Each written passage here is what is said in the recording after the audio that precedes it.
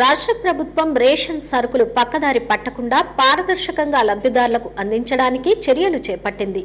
ఈ-పోస్ యంత్రాలను అందుబాటులోకి తీసుకొచ్చింది. రాష్ట్ర ప్రభుత్వం రేషన్ సరుకుల్లో అక్రమాలు చోటు చేసుకోకుండా పారదర్శకంగా పంపిణీ చేయడానికి చర్యలు చేపట్టింది. ఇందులో భాగంగా ఈ-పోస్ యంత్రం రేషన్ దుకాణాలకు అందజేశారు.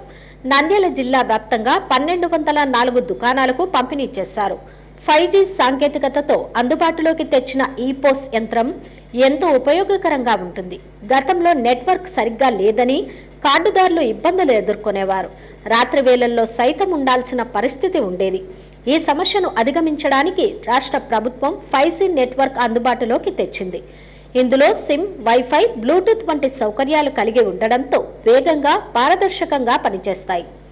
స్మార్ట్ రేషన్ కార్డు ఈ-పోస్ యంత్రాలతో సమస్య పరిష్కరించడం సులభతరంగా మారింది.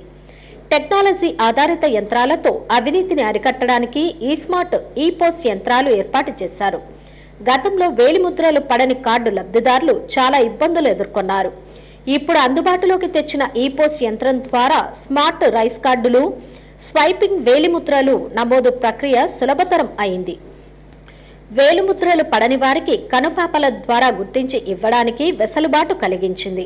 వేలిముద్ర వేసిన వెంటనే కార్డుదారునికి రసీదు వచ్చే విధంగా ఏర్పాటు చేశారు. రేషన్ దుకాణాల్లో లబ్ధిదారులకు పారదర్శకంగా పంపిణీ చేయడానికి ప్రభుత్వం చేపట్టిన చర్యలు సత్ఫలితాలు ఇస్తున్నాయి.